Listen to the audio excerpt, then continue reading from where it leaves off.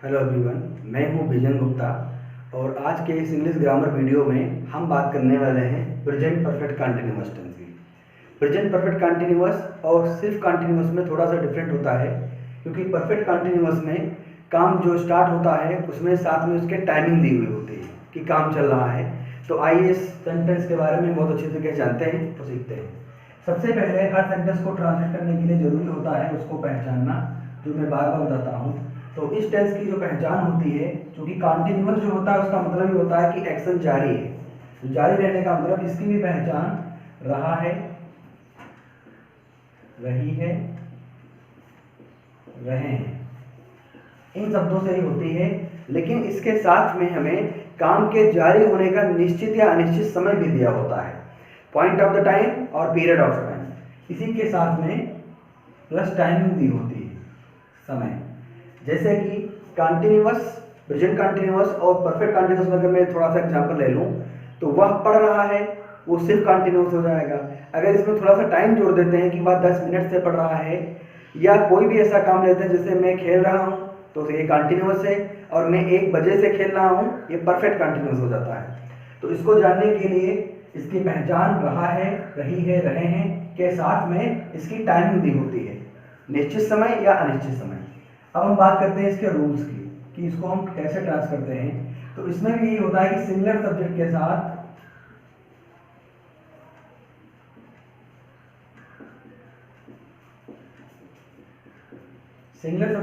इसमें हमारे पास दो हेल्पिंग होती हैं, हैज बीन और हैज बीन। तो सिंगुलर सब्जेक्ट के साथ हम हैज बीन लगाते हैं और प्लूरल सब्जेक्ट के साथ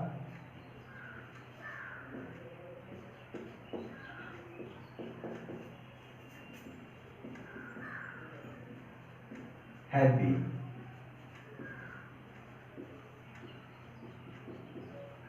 लगाकर मेन वर्ब की फर्स्ट फॉर्म में आईएनजी का प्रयोग करते हैं।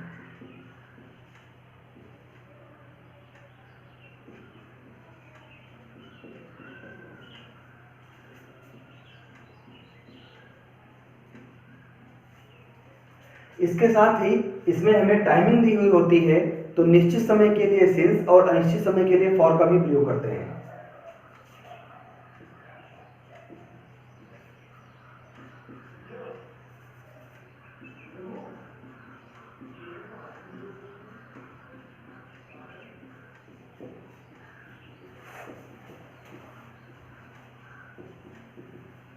निश्चित समय को पॉइंट ऑफ द टाइम कहते हैं। इसके लिए हम सिंस का प्रयोग करते हैं,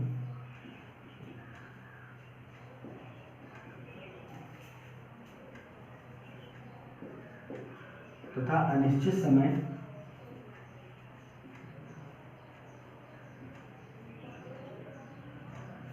जिसको हम कहते हैं पीरियड ऑफ द टाइम,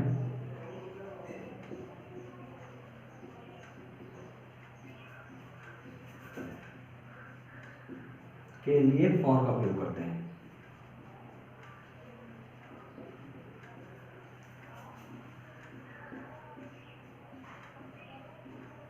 ये हो गया। अब आपको बता देते हैं कि निश्चित समय क्या होता है और अनिश्चित समय क्या होता है। पॉइंट ऑफ द टाइम की जब बात करते हैं तो उसमें डेज नेम, जैसे कि संडे, मंडे, किसी का नाम आ जाए, days name, month name, year name, या पार्ट ऑफ द डे, जैसे morning, afternoon, evening, midnight, night. तो इन सभी चीज़ों को हम पॉइंट ऑफ द टाइम कहते हैं। पीरियड ऑफ द टाइम होता है, अनिश्चित समय होता है, तो उसमें नंबर के साथ दिनों की संख्या, महीनों की संख्या, साल की संख्या, जैसे 2 दिन, 4 दिन, 4 हफ्ते, 5 महीने, 10 साल। तो इन सभी को हम पीरियड ऑफ द टाइम कहते हैं।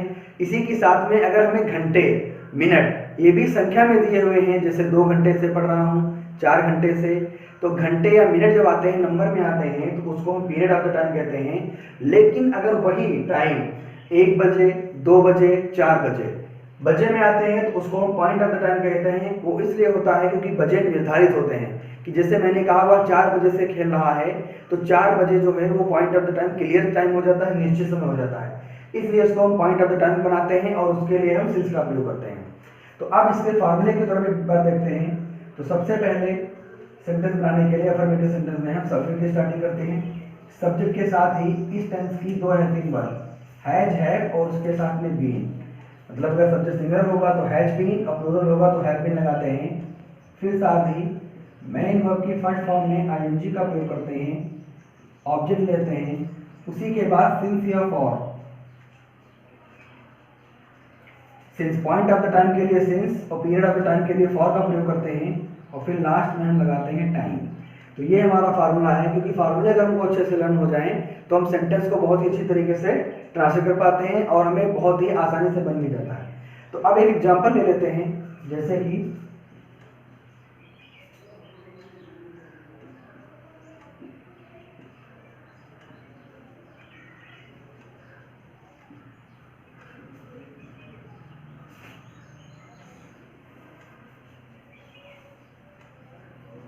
ये हमारे पास एक ट्रांसलेशन है, वह 1 घंटे से अपना काम कर रहा है।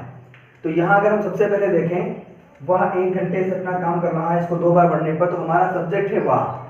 अगर इसमें से हम टाइम को निकाल देते हैं 1 घंटे से तो हो जाएगा वह अपना काम कर रहा है। अगर टाइम को निकाल देते हैं तो ये परफेक्ट कंटिन्यूअस से सिर्फ कंटिन्यूअस रह जाएगा। यही कंटिन्यूअस और परफेक्ट कंटिन्यूअस में डिफरेंस होता है कि अगर हम इसमें से टाइम निकाल लेते हैं तो सिर्फ कंटिन्यूअस बनेगा, उसके लिए हम helping verb is am are use करते हैं तो वो हो जाएगा he is doing his work for an our.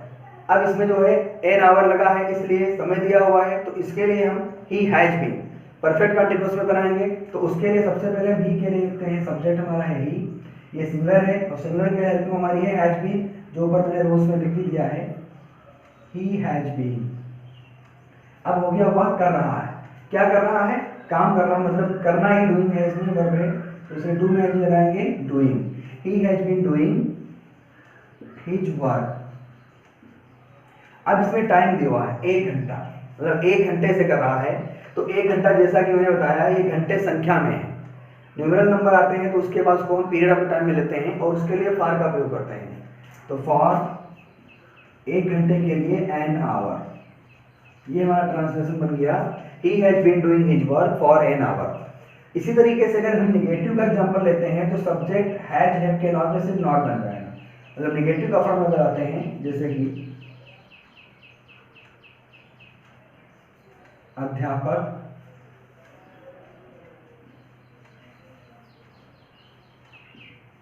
सोमवार से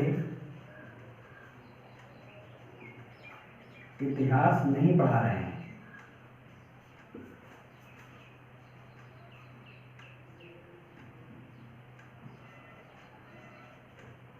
तो इसमें भी हमारा सब्जेक्ट है अध्यापक की हम द टीचर लिखते हैं,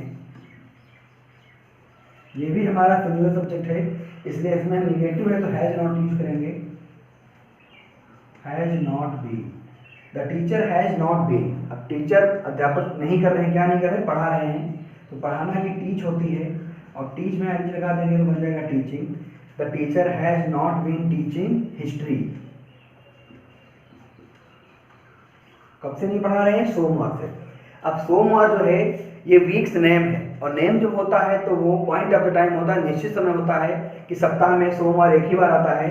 तो इसके लिए हम पॉइंट ऑफ द टाइम के लिए सिंस लगाते हैं, सिंस मंडे।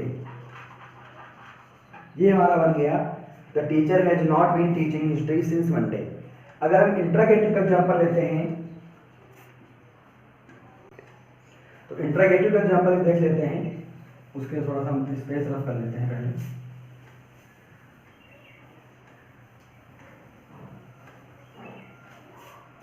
इंट्रागेटिव में आपको पता है कि सबसे पहले सब्जेक्ट जो होता है वो क्या से शुरू होते हैं, क्या टाइप वाले, जैसे क्या तुम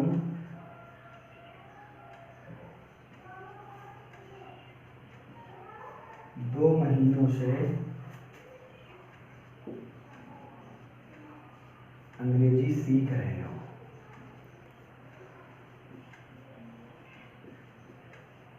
क्या तुम 2 महीनों से अंग्रेजी सीख रहे हो। तो इंट्रागेटिव जो फर्स्ट टाइप इंट्रागेटिव होते हैं क्या से स्टार्ट होने वाले वाक्य, उसमें हम हेल्पिंग वर्ब को सब्जेक्ट से पहले लिखते हैं। तो यहाँ हमारा सब्जेक्ट है तुम, जो प्लूरल होता है, इसलिए हम इसकी main helping verb have, plural subject के साथ हम हैव बीन लगाते हैं। तो हैव उसके बाद सब्जेक्ट यू, फिर बीन, हैव यू बीन, क्या कर रहे हो, सीख रहे हो, इसलिए लर्निंग, क्या सीख रहे हो, English, have you been learning English. अब इसमें टाइम आ गया 2 महीनों से, तो अगेन यहाँ पे हम देखते हैं कि 2 महीने जो है नंबर में है, इसलिए ये भी पॉइंट ऑफ द टाइम नहीं है, पीरियड ऑफ द टाइम है, अनिश्चित समय है, तो इसलिए हम अनिश्चित समय के लिए फॉर यूज करते हैं, फॉर 2 मंथ्स। और लास्ट में हम क्वेश्चन मार्क का प्रयोग करते हैं। तो ये हमारा बन गया, क्या तुम 2 महीनों से अंग्रेजी सीख रहे हो, have you been learning English for 2 months. Second type interrogative का अगर एग्जाम्पल हम ले लेते हैं,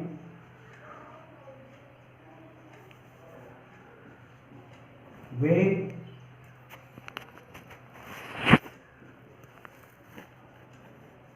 रविवार से कहाँ जा रहे हैं।